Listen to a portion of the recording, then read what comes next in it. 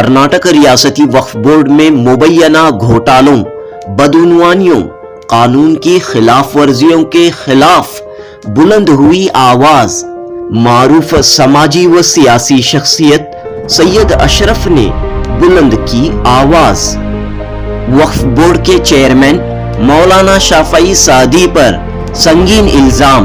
वक्फ की जमीन को बचाने के लिए मुकदमा लड़ रहे एडवोकेट हनीफ को रिश्वत की लालच देकर मुकदमे को कमजोर करने का इल्जाम।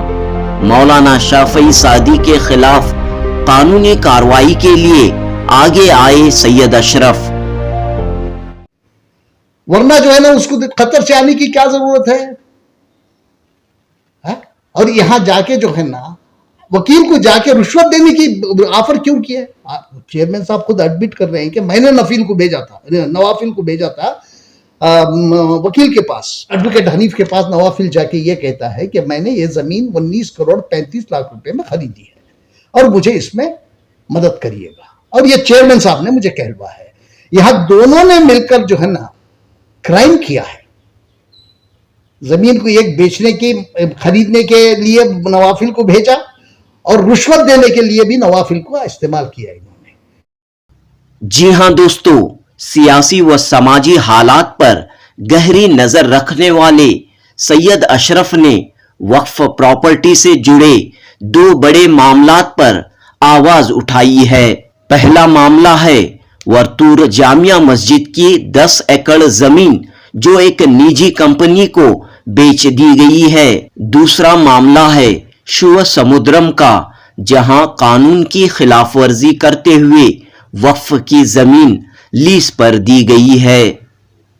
वर्तुर की जामिया मस्जिद की वक्फ मिल्कियत के मामले में सैयद अशरफ ने कहा कि वक्फ बोर्ड के चेयरमैन मौलाना शाफई सादी और मौलाना का करीबी नवाफिल नामी शख्स ने एडवोकेट हनीफ पर न सिर्फ दबाव डाला है बल्कि रिश्वत देने की लालच दिखाई है।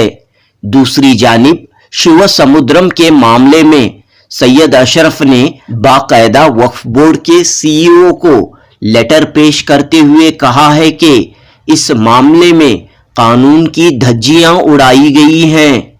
चामराजनगर जिले के शिव समुद्रम में पॉयनियर पावर कॉरपोरेशन लिमिटेड नामी कंपनी के लीज एग्रीमेंट में तौसी के लिए वक्फ बोर्ड ने 23 मार्च 2023 को हुई अपनी मीटिंग में फैसला लिया है। सैयद अशरफ ने कहा कि इस मामले में वक्फ लीज रूल्स की खिलाफ वर्जी की गई है। सैयद अशरफ ने कहा कि इस पूरे मामले में दाल में काला नजर आ रहा है, क्योंकि पसे पर्दा लेन देन की बात सुनने में आ रही है। सैयद अशरफ ने कहा कि इस तरह के मामलात के लिए न सिर्फ वक्फ बोर्ड के चेयरमैन बल्कि बोर्ड के तमाम अरकान जिम्मेदार हैं। सैयद अशरफ ने कहा कि वक्फ बोर्ड में दलालों का, एजेंटों का बाजार गर्म है। अवाम की जानिब से कई शिकायतें सुनने को मिल रही हैं। उन्होंने कहा कि वक्फ बोर्ड की मौजूदा सूरत हाल मिल्लत इस्लामिया के लिए तशवीश और अफसोस का बाइस बनी हुई है।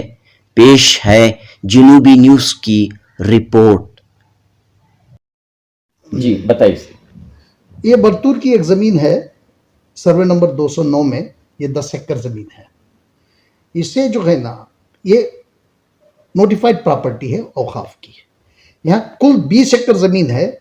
एक और सर्वे नंबर है 126/3। इसमें कोई प्रॉब्लम नहीं है, लेकिन 209 में जो है ना ये एसी कोर्ट से जो है ना एक ऑर्डर हो गया था लैंड ट्रिब्यूनल में। तो उसके जरिए जो है ना ये जो वहाँ कोई एक साहब थे, अमीर अहमद या कुछ उनका नाम था, उनके हक में ये जमीन हो गई थी। उसके बाद 25/9/2021 को हाई कोर्ट एक इंटरिम स्टे देता है। इंटरिम स्टे में ये होता है कि भाई ये औकाफ की जमीन है, इसे जो है ना बेची नहीं जाएगी, इसे स्टे हो जाता है। उसके बाद जो है ना फिर उस पर सुनवाई होती है 5/10/2021 को।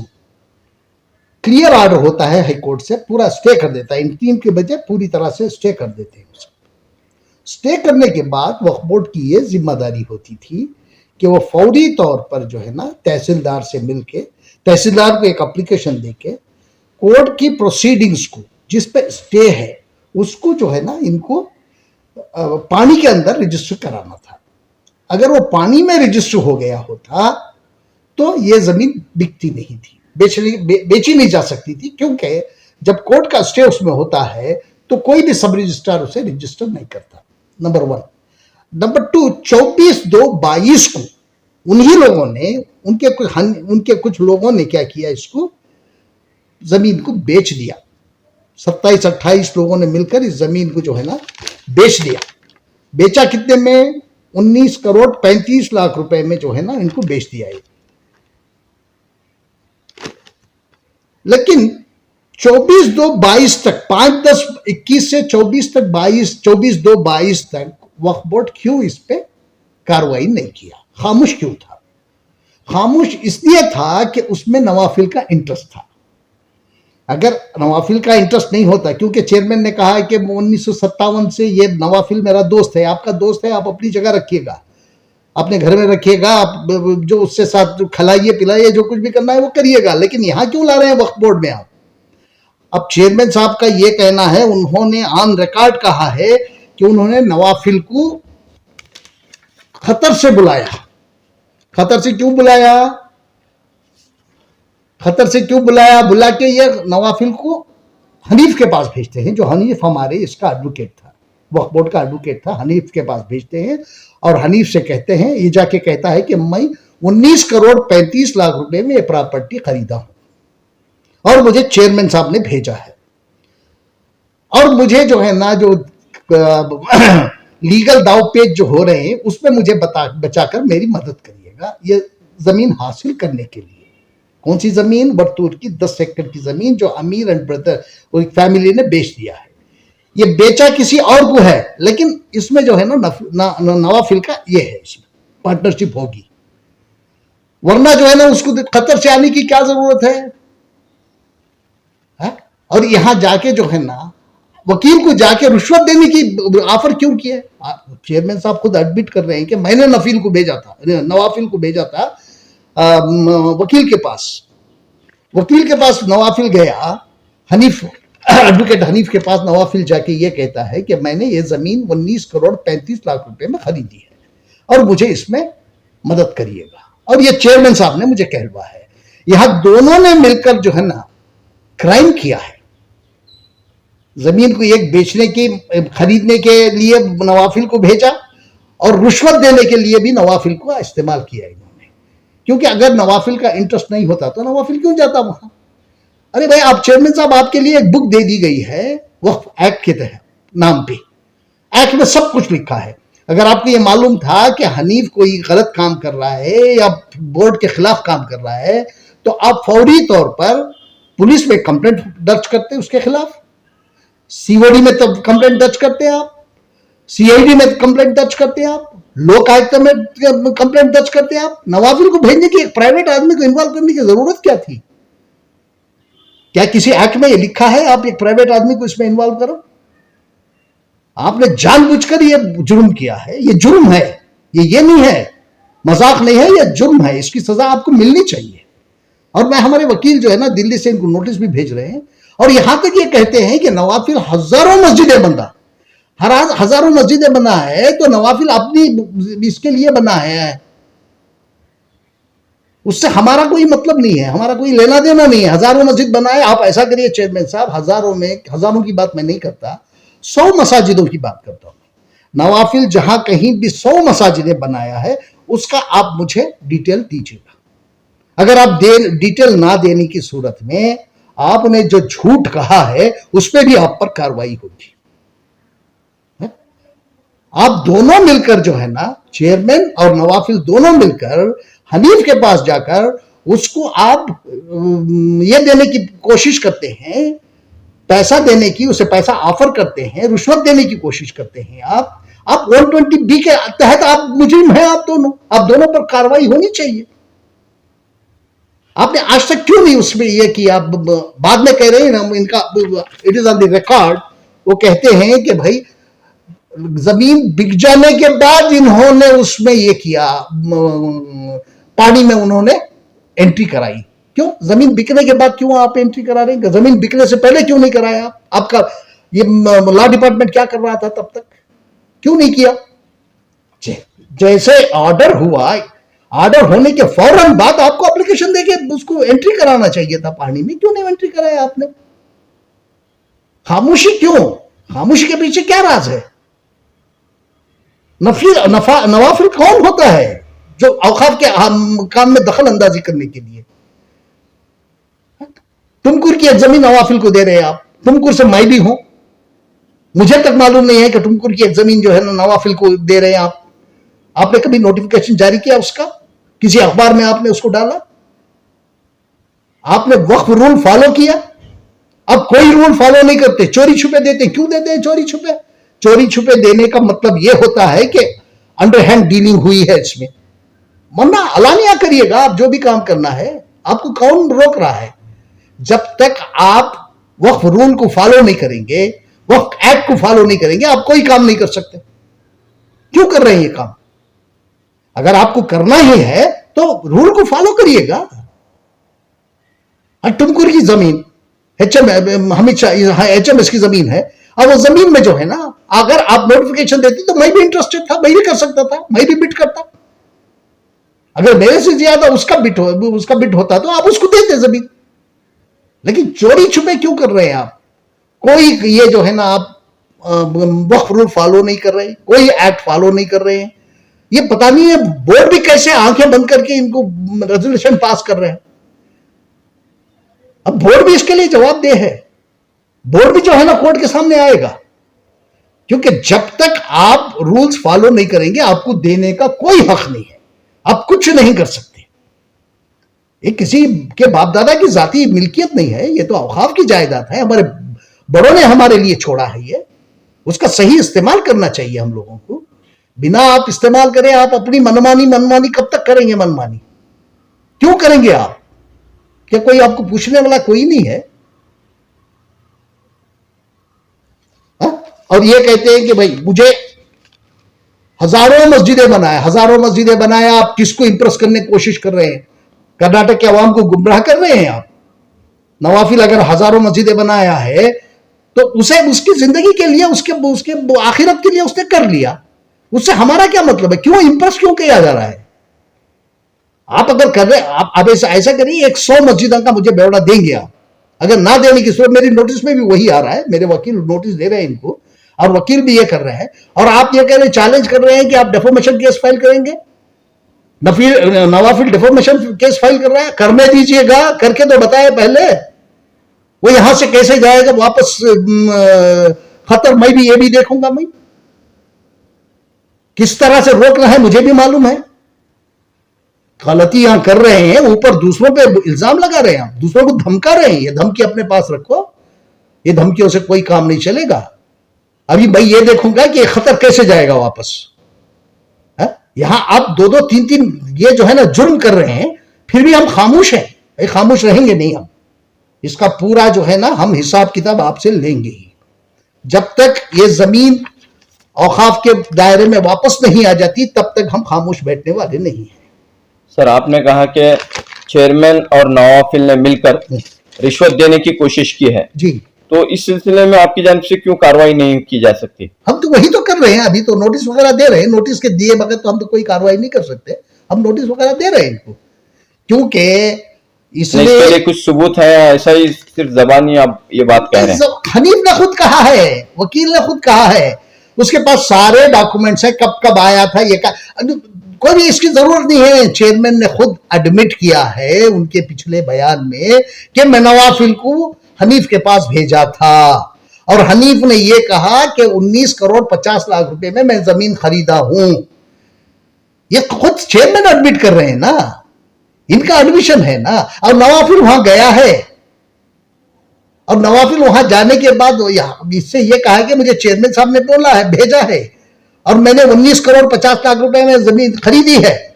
लेकिन बेनाम दूसरों के नाम खरीदे होगी, लेकिन ओनर तो ये होंगे ना। ये पहले पहले आगे नहीं आ रही है, ओनर तो यही होगा नवाफिल। जब जाके उसको रिश्वत देने की बात कर रहे हैं तो उसके पास सारे सबूत हैं, हम उनसे लेंगे। यहां तक कि नवाफिल गया, बाहर आया, ये जो है ना सीसीटीवी फुटेज भी है। नवाफिल गया नहीं, एडवोकेट ये हनीफ नहीं गया ना नवाफिल के पास, नवाफिल एडवोकेट हनीफ के पास गया। इसका मतलब क्या है? रिश्वत ऑफर करने के लिए नवाफिल गया है उसके पास, हनीफ के पास। हनीफ रिश्वत मांगने के लिए नवाफिल के पास नहीं गया है। और चेयरमैन ने यह कहा है, एडमिटेड फैक्ट है ये, उन्होंने अपने इसमें एडमिट किया है कि मैं नवाफिल को खतर से बुलाया। क्यों? यहां और कोई आदमी नहीं था, पुलिस नहीं थी आपके पास, आपको तो पुलिस में जाना चाहिए था ना। आप एक चेयरमैन है, आपको यह मालूम नहीं एक्ट में क्या, एक्ट क्या कहता है? कभी पढ़ा है आपने एक्ट क्या है? आपको कंप्लेंट देना चाहिए था, लोकायुक्त था, लोकायुक्त में कंप्लेंट देते। अगर हनीफ कोई गलत काम कर रहा है तो प्राइवेट आदमी क्यों, नवाफिल क्यों? नवाफिल के साथ आपने किसी और गवाह को भेजा था साथ? नहीं भेजा था। क्यों नहीं भेजा था? आप कर क्या रहे हैं, बता क्या रहे हैं? झूठ बोलना बंद करो, झूठ से कोई काम नहीं होता। ये जो है ना कौम की मिल्कियत है, कौम की प्रॉपर्टी है, इसे बचाने के लिए आपको वहां बिठाया है। आपके हाथ में एक बुक दे दी गई है, उसका नाम जो है ना वक्फ एक्ट है 1995। आपको एक लीज एग्रीमेंट, ये लीज बुक दे दी गई है जो 2014 में बनी है। अमेंडेड एक एक्ट आपको फिर दे दिया गया है, 2017 में बना है। आप उन तीनों बुक, ये इसके अंदर, उसके दायरे में ही काम कर सकते हैं, वो दायरे से हट के आप काम नहीं कर सकते। एडवोकेट हनीफ ने अपने हालिया बयान में कहा है कि उनसे वर्तूर जामा मस्जिद की फाइल वापस मांगी जा रही है। हाँ। क्योंकि वो ईमानदारी से अपना काम कर रहा था, उसने मना कर दिया कि मुझे इस पे ये नहीं करना है, ये औकाफ की जायदाद है, मुझे अल्लाह को कल जवाब देना है, मैं इस पे आपकी कोई मदद नहीं कर सकता। और उसमें यह दबाव डाला जा रहा था कि भाई केस को कमजोर कर दे। क्यों? केस को क्यों कमजोर करेगा वो? और उससे फाइल मांग लिया। उसने कहा कि मैं फाइल दे दूंगा, लेकिन मैं प्रिंसिपल सेक्रेटरी के सामने दूंगा, आप मुझे बाकायदा ये दीजिएगा। इन्होंने पैनल से उसे हटा दिया है। भाई, जब जिम्मेदारी से कोई, ईमानदारी और जिम्मेदारी से कोई वकील काम कर रहा है तो आप उसका साथ देना चाहिए। यहां तो पूरे मामला जो है ना बिल्कुल साफ है, इसमें जो है ना नवाफिल का पूरा हाथ है। नवाफिल को कतर से यहां तक आने की क्या जरूरत है, मुझे बताइए, सिर्फ वकील हनीफ को मिलने के लिए? आप अपने आप को, अपने पल्ला झाड़ रहे हैं चेयरमैन साहब। नहीं, गलत है, ये गलत है। आप इसको अपने तरीके से सोच रहे हैं, लेकिन ये गलत है। आपने जुर्म किया है, क्राइम किया है। आप दोनों 120B के अंदर जो है ना कसूरवार हैं। आप पर केस होना चाहिए, आप दोनों पे केस होना चाहिए। तो कौन करेगा सर केस? मैं खुद करूंगा, मैं खुद करूंगा। क्यों नहीं करूंगा भाई, मैं खुद करूंगा। कैसे ये काम करेंगे? अभी तो सबसे पहले एक नोटिस जाएगी इनको, नोटिस का जवाब देंगे। रमजान की वजह मैं भी खामोश हूं, लेकिन ये मामला गरमा रहा है, इसलिए जो है ना रमजान में ही नोटिस देने का मैंने फैसला किया है। और मेरे वकील जो है ना नोटिस तैयार कर रहे हैं, और तैयार करके इनको भेजेंगे, इसका जवाब दे वो।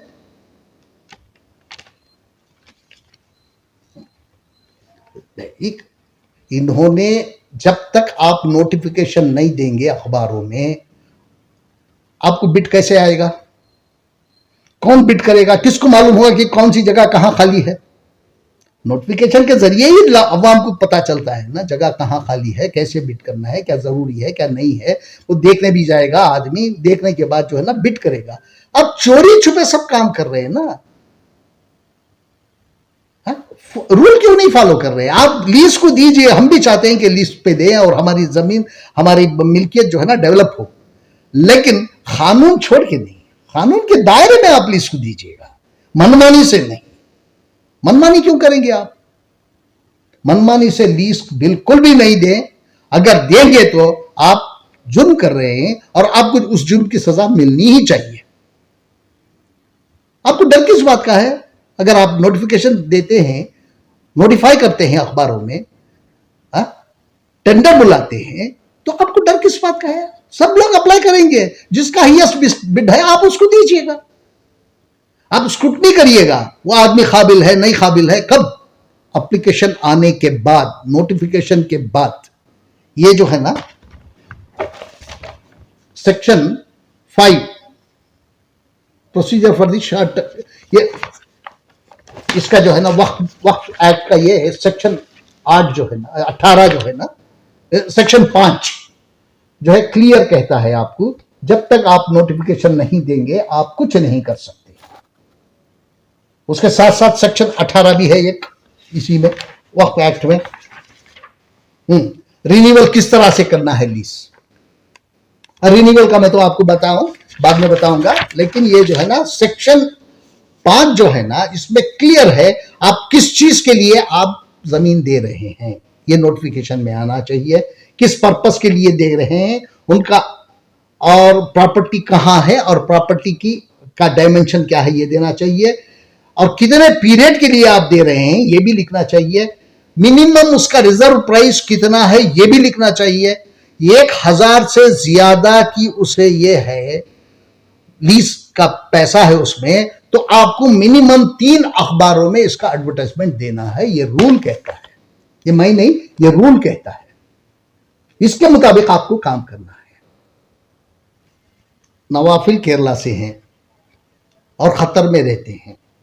जब एक रिपोर्टर ने इनसे सवाल किया कि भाई केरला वालों को क्यों आप जमीन दे रहे हैं, तो इन्होंने कहा कि केरला वाला मुसलमान नहीं है। हाँ मैं मानता हूं केरला वाला मुसलमान है, मुझे 2 एकड़ जमीन केरला में चाहिए, चलिए मुझे 2 एकड़ में वहां कुछ डेवलप करना चाहता हूं, वहां एक एजुकेशन इंस्टीट्यूशन बनाना चाहता हूं, क्या बगैर किसी नोटिफिकेशन के जिस तरह आप कर रहे हैं उसी तरह करके मुझे 2 एकड़ जमीन दिलाइए केरला वक्फ बोर्ड से। आप नहीं कर सकते काम, क्योंकि अगर केरला वक्फ बोर्ड में अगर आप जाएंगे तो मुझे मालूम है केरला वाले सबसे ज्यादा लीगल माइंडेड पीपल हैं। केरला वाले बहुत ज्यादा लीगल माइंडेड पीपल हैं। वो कभी भी जो है ना इन चीजों को छोड़ के एक्ट के मुताबिक ही वो जमीन देने के लिए तैयार होंगे, बिना आपकी तरह जो है ना वो बगैर प्रोसीजर फॉलो करे के कोई 1 इंच की जमीन भी वो जो है ना लीज पे नहीं देंगे।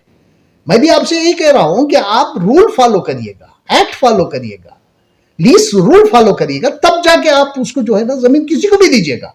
डेवलप करना है, जमीनों को डेवलप करना है, रखना नहीं है। डेवलप करने से एनक्रोचमेंट खत्म हो जाता है, लेकिन रूल्स को छोड़ के नहीं, रूल्स के मुताबिक काम करिए। आप, हम आपके साथ हैं, अच्छा काम करिए, हम आपके पीछे चलेंगे, आपके आगे नहीं चलेंगे, हम आपके पीछे चलेंगे, लेकिन आपको अच्छा काम करना चाहिए। फाइन। शिव समंदर का क्या मामला है? देखिए शिव समंदर का एक अजीब मामला है। यहाँ शिव समंदर की भी 10 एकड़ जमीन है। पहले इस आदमी को एक कंपनी है, इस कंपनी को 3 साल के लिए 1-2 एकड़ जमीन इसको पहले लीज पे देते हैं, और ये कंपनी क्या करती है बकिया 10 एकड़ जमीन वहां हमारी कब्जा कर लेती है। टोटल 20 एकड़ जमीन थी वहां? नहीं, 12 एकड़। हाँ। 2 एकड़ पहले इनको लीज पे दिया, 10 एकड़ और जमीन वहां बाकी थी, उसमें भी उसने कब्जा कर लिया, अनऑथराइज्ड ऑक्यूपेंट बन गया उसमें वो। उसके बाद ये क्या करते हैं, उसे एविक्शन नोटिस देते हैं। एविक्शन नोटिस देने के बाद प्रोसीजर क्या होता है, एविक्शन करके जो है ना उस आदमी को पहले आप अपने कब्जे में जमीन को लेंगे।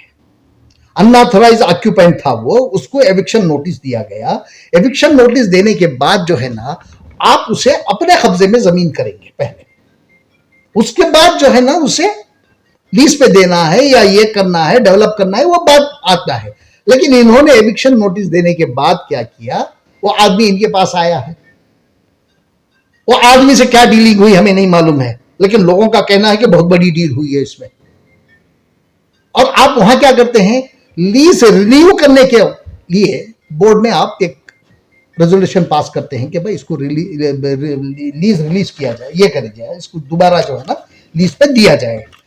इस रिन्यूअल ऑफ लीज के लिए भी जो है ना प्रोसीजर है। आप तब भी नोटिफिकेशन देंगे, तब भी 3 अखबारों में नोटिफिकेशन देंगे, बिड कॉलफॉर करेंगे, जब बिड हाईएस्ट बिड आएगा तब जो है ना हाईएस्ट बिडर को देंगे। लेकिन यहां ये क्लास और है, ये ऑलरेडी है, ये लीज जो है ना दोबारा इसे लीज पे चाह रहा है, ये ऑलरेडी ये लस्सी है, और उसको रिन्यूअल चाह रहा है, तो तब एक क्लास आपके पास बोर्ड के पास ये है कि उस वक्त में जो हाईएस्ट बिल्डर है उस बिड को ये मैच करेगा। जो लेसी ये मांग रहा है, दोबारा लीज मांग रहा है, रिन्यूअल मांग रहा है, वो लेसी जो है ना, हायर बिल्डर अगर इससे कोई ज्यादा बिल्डर है तो उसे मैच करेगा, तो इसको आप दे सकते हैं, वह क्लास आपके हाथ में है, वो आप कर सकते हैं। बिना इसके बिड बुलाए के रिन्यू कर रहे हैं, तो रिन्यू करने के टाइम पे भी आपको जो है ना ये class 5 of the Waqf act आपको करना पड़ेगा। इसको आपको जो है ना ये करना पड़ेगा। यहां आप क्या कर रहे हैं, तीनों sections, section 1, section 5 of the lease rule not followed, section 18 of the lease rule is not followed, amended rule of 2017 इन विच ये एक फॉर्मेट आया है 56, फॉर्म नंबर 56 में उसको अप्लाई करना है, एक फॉर्मेट दिया गया है, वो फॉर्मेट के तहत ही उसको अप्लाई करना है। और सबसे बड़ी बात क्या है मालूम है, वक्फ इंस्टीट्यूशन जो उसका इंस्टीट्यूशन का जो एडमिनिस्ट्रेटर है या उसका सदर है वो प्रपोजल भेजना है। अब यहां देखिए चामराजनगर डिस्ट्रिक्ट का है एक केस, शिव समंदर का, प्रपोजल तो कोई आया नहीं है वहां, क्योंकि 3 महीने पहले जो है ना वहां के चेयरमैन का टर्म खत्म हो गया है। अब प्रपोजल कोई आया नहीं वहां, और चेयरमैन खुद इस शिव समंदरम के इंस्टीट्यूशन का वो एडमिनिस्ट्रेटर भी था। वहां से कोई प्रपोजल आया नहीं है, बिना प्रपोजल के। अब मैंने सीओ से सवाल किया कि भाई अब प्रपोजल कहां से आया, जबकि उसकी मियाद खत्म हो गई थी। तो सीओ मुझसे कहने लगी कि नहीं ये पुराना था। पुराना लेने की जरूरत, आपको लेटेस्ट मंगाना चाहिए ना, रूल क्या कहता है, लेटेस्ट मंगाओ। जब वहां आदमी ये नहीं है, जहां वहां एडमिनिस्ट्रेटर ही नहीं है, वहां डिस्ट्रिक्ट का चेयरमैन भी नहीं है, तो आप कैसे आंखें बंद करके कर रहे हो? आपको तो रूल फॉलो करना चाहिए ना। अब मैंने उनको क्या किया, उस दिन कहा कि देखिए एग्जीक्यूटिव ऑर्डर, इन्होंने बोर्ड ने इसको पास कर दिया। अब एग्जीक्यूटिव ऑर्डर इशू होना था, उस दिन मैं चेयरमैन इसके पास गया, मैं सीओ के पास गया, सीओ से कहा कि देखिए साहब ये गलत काम कर रहे हैं आपने, इसमें एक बोर्ड ने पास किया है, बोर्ड अपनी तरफ से सैकड़ों ऐसे ये पास करके भेजा, लेकिन इंप्लीमेंटेशन की जिम्मेदारी आपके पास है। आप इंप्लीमेंट करने से पहले देखिए कि ये रूल फॉलो हुआ है या नहीं फॉलो हुआ है। अगर नहीं फॉलो हुआ है तो आप रिजेक्ट कर सकते हैं, ये इख्तियार आपको एक्ट देता है। तो मुझसे कहने लगे कि नहीं साहब वो ऐसी बात है कि मैं खाली वो एग्जीक्यूटिव ऑर्डर पे साइन कर रहा हूं। मैंने कहा आप उसके हाथ में हथियार दे रहे हैं।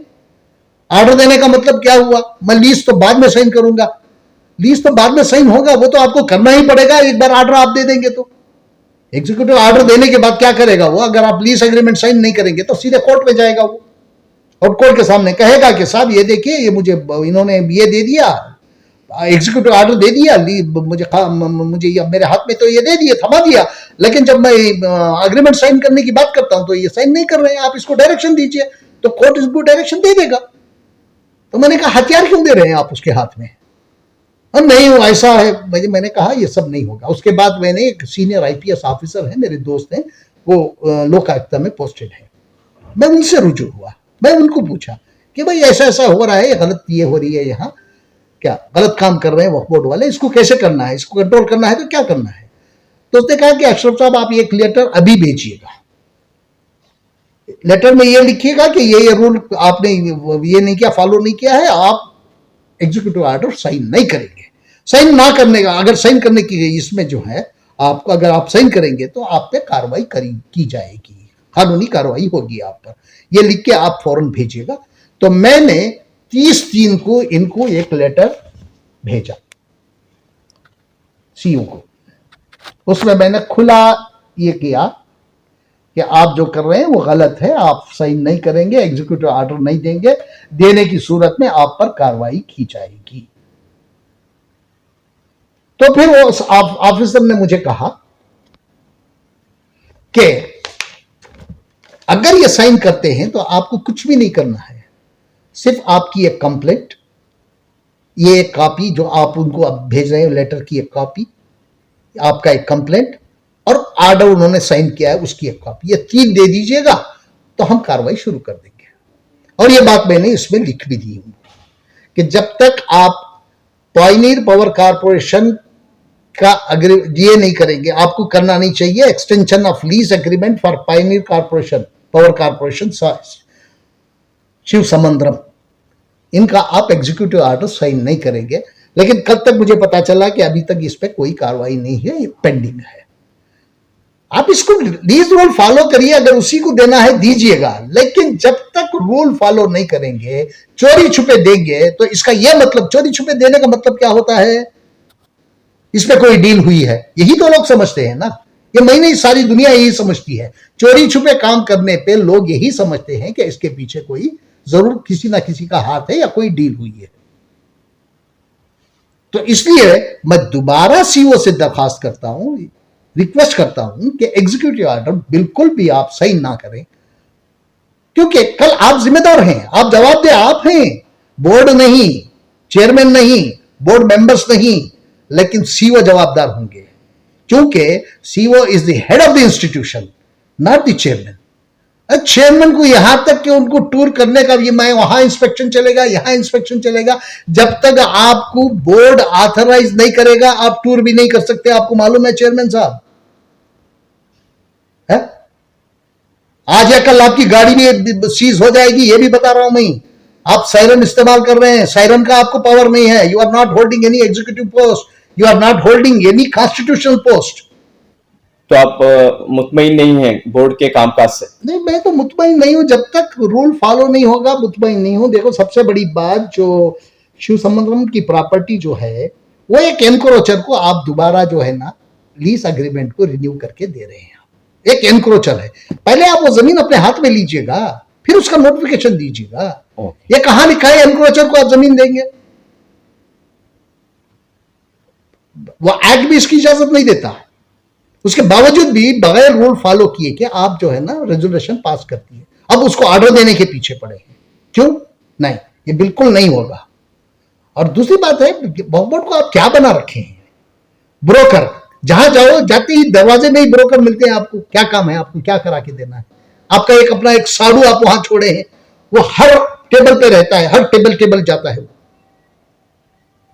जहां ग्रांट्स देते हैं उस टेबलों पे उसके, अब जो कोई भी मसाजिद वाले आते हैं वहां ग्रांट्स वगैरह के लिए, तो उनसे जो है ना बातचीत करना है, किसे? इनके साधु से। वो साधु जाके जो है ना, उसका नाम शायद निसार विसार कुछ है नाम उसका, और वो जो है ना चेयरमैन का साधु है, सगा साधु। उसका क्या काम है वक्फ बोर्ड में? क्यों आता है वक्फ बोर्ड को? किस लिए आता है? और कई मसाजिद वालों ने कंप्लेंट किया है कि उनके साधु से मिले तो काम हो जाता है। साधु से मिले तो काम हो जाए, क्यों, कैसे काम होगा? मैंने पूछा भी उनसे, भाई कुछ पैसा वैसा लेते हैं, वो काम करा के दे देते हैं। ब्रोकर रखे हैं आप अपने ऑफिस में, अपने खानदान वालों को लाके ब्रोकर ही करा रहे हो। ये चीजें बंद करिएगा, ये चलेगा नहीं। अपने खानदान वालों को बाहर रखिएगा, कानून के मुताबिक आप बैठे हैं वहां, कानून के मुताबिक काम करिएगा। आप कोई कॉन्स्टिट्यूशनल अथॉरिटी नहीं है। You are appointed by an act of parliament as a chairman. You are not a constitutional authority. जो मन में आया वो कर दिया। मेरा यही ये है कि वक्फ बोर्ड जो भी काम करे लीज पे दे, हमें कोई दिक्कत नहीं है, हम खुश होंगे लीज पे अगर जमीन जा रही है तो हमारी। लेकिन आप लोगों को रूल फॉलो करना पड़ेगा।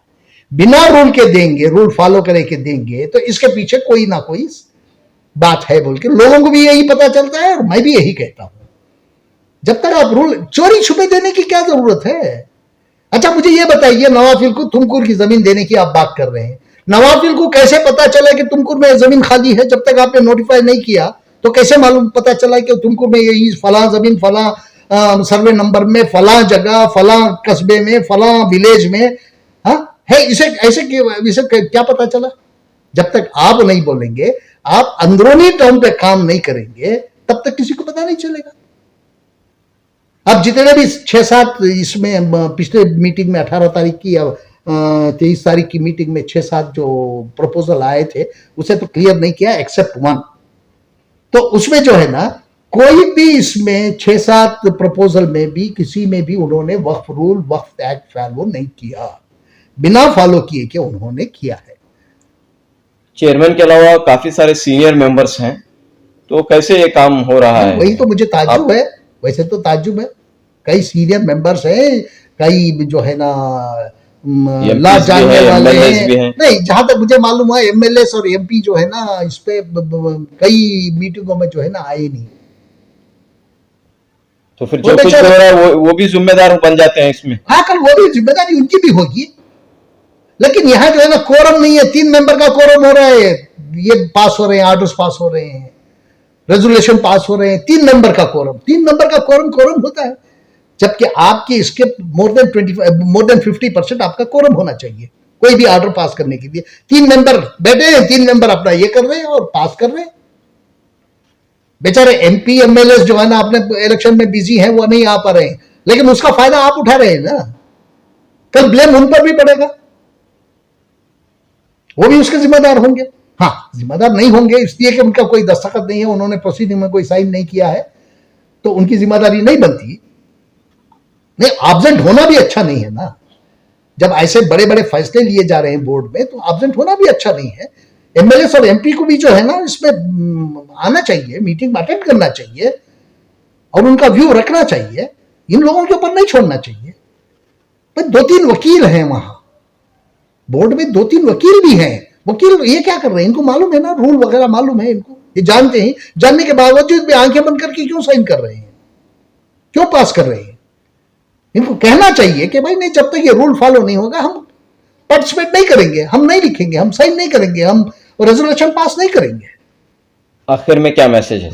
भाई आखिर में मेरा यही मैसेज है, आप जो भी करना है करिएगा, लेकिन मनमानी से नहीं, कानून के तरीके से, कानून के दायरे में रहकर आप काम करिएगा, वक्फ रूल को फॉलो करिएगा, वक्फ एक्ट को फॉलो करिएगा, अमेंडेड एक्ट को फॉलो करिएगा, और तब जाके आप किसी को भी दीजिएगा, नवाफिल को दीजिए, पॉइनर इंफ्रा को दीजिए, या यहां और किसी को दीजिए, कहीं भी दीजिए, कोई भी जमीन किसी को भी दीजिए जो आप सेटिस्फाइड हो उससे, लेकिन रूल फॉलो करे बगैर 1 इंच जमीन भी अगर आप किसी को देते हैं तो इसकी जिम्मेदारी आप पर होती है, आप पर कानूनी कार्रवाई होगी।